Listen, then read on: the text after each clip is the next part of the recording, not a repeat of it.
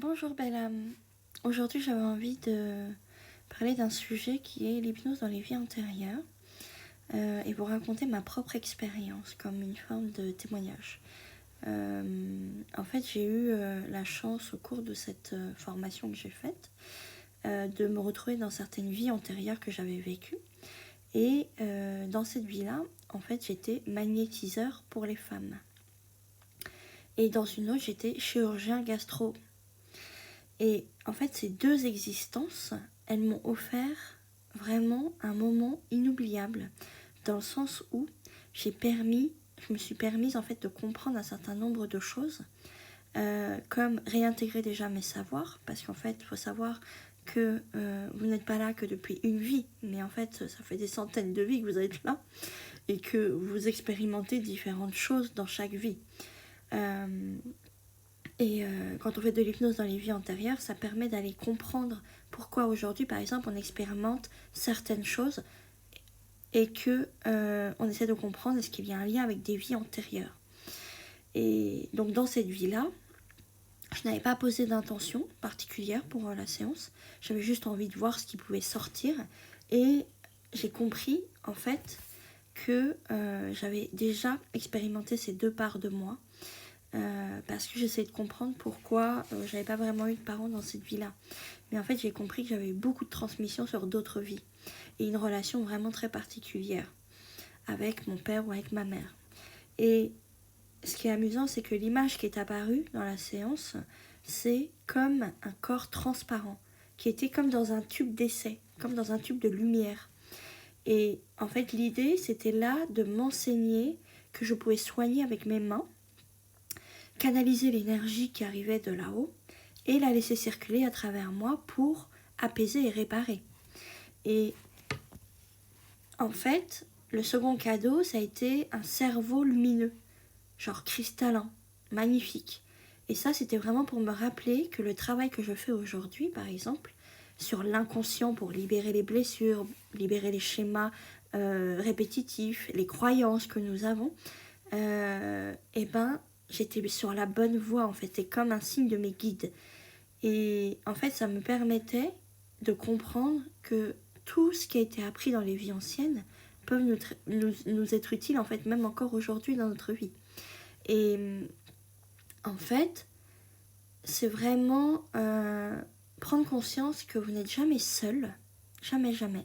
Qu'il y a une équipe lumineuse autour de vous avec des guides, ça peut être des guides lumineux, mais ça peut être aussi des figures plus emblématiques comme Jésus, Marie, des archanges. C'est vraiment, ils sont là en fait pour vous guider. Donc souvent ils disent qu'on ne demande pas leur aide, mais en fait n'hésitez pas à demander leur aide, même dans vos rêves le soir quand vous couchez. Ils peuvent rentrer dans vos rêves. Et en fait, cette séance a été vraiment une bénédiction. J'en suis ressortie vraiment très apaisée et ça m'a permis de comprendre combien chaque vie est sacrée et combien chaque vie nous permet d'apprendre des choses sur soi, sur les autres et qu'il n'y a aucun hasard dans ça. Aucun. Le hasard n'existe pas en fait, hein. C'est ce que j'ai compris en fait au fur et à mesure des différentes séances que j'ai pu faire. Et en fait, leur message était très clair. C'est que je devais continuer en fait à travailler sur l'inconscient des gens pour les aider en fait à avancer dans leur trajet de vie et à avancer par rapport à leur élévation de conscience.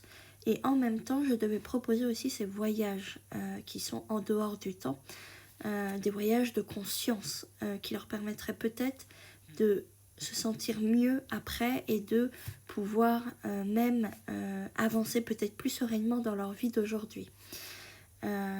Donc voilà, si vous avez envie même d'en savoir plus sur les vies antérieures, n'hésitez pas à venir m'en parler, ça sera avec plaisir.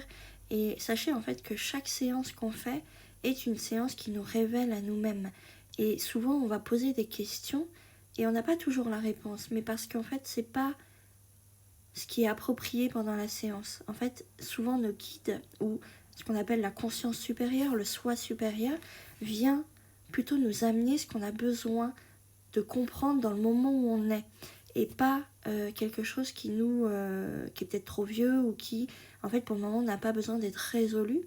Et ce sont des séances qui sont toujours vraiment très intenses et très profondes parce qu'il y a une vraie connexion avec l'au-delà. Et c'est vraiment ce que je dirais des séances très lumineuses même.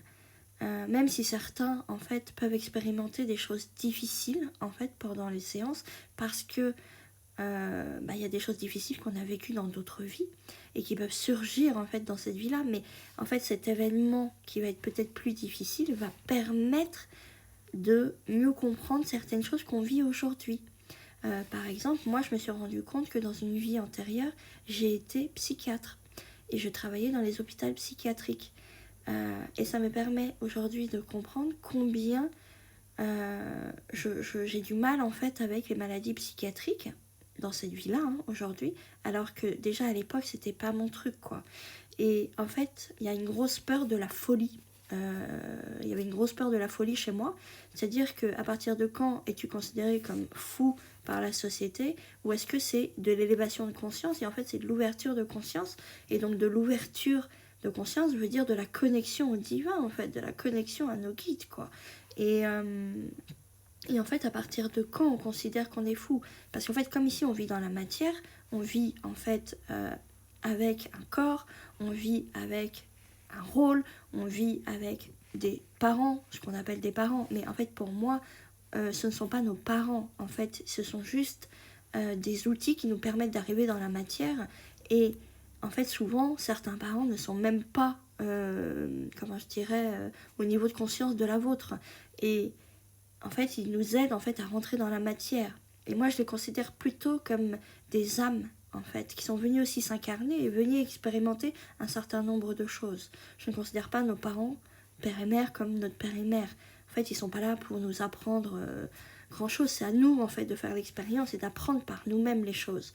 Ils nous aident, en fait, juste à arriver ici, peut-être aussi à grandir dans un cadre à peu près normal, pour qu'on puisse expérimenter ce que nous sommes venus expérimenter dans la vie. Et c'est vraiment un moment très qui peut être difficile en fait de prendre conscience de ça, que nos parents ne sont pas nos parents, même en fait notre famille en fait, ça peut être même notre famille d'âme en fait de l'autre côté, qui est venue s'incarner en même temps que nous pour venir nous soutenir ou venir nous aider quoi. C'est vraiment les vies antérieures, ça vous permet d'avoir vraiment plein d'informations que vous n'aurez pas en fait dans la matière, parce que c'est des informations qui arrivent de l'inconscient et qui arrivent de là-haut. Et c'est vraiment un moment, comment je dirais, comme un cocon en fait, qui est très, comment je pourrais dire, très intimiste avec soi-même. C'est vraiment une reconnexion à ce qu'on est en tant qu'esprit d'amour pur.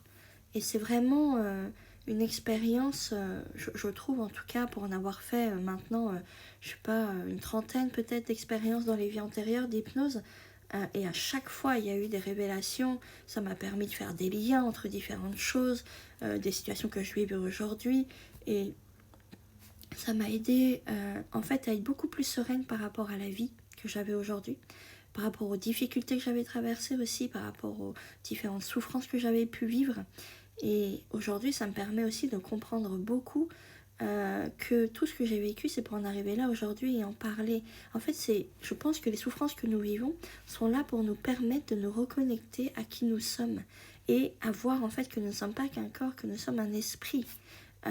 Et que notre mission à tous, en fait, ici, c'est d'apprendre à aimer, et apprendre à expérimenter, à aussi comprendre que nous ne sommes pas que des êtres parfaits, et que nous avons eu des vies où nous n'avons pas été du tout parfaits. Et ça, je vous en reparlerai dans une autre vidéo où j'ai pu me rendre compte combien j'ai pu être une ordure, combien j'ai pu avoir un comportement vraiment toxique et malade, et que en fait, ce que j'avais compris avec cette incarnation-là, c'est que je n'avais pas la capacité au niveau de ma conscience de voir les choses différemment. Et en fait, ça change tout.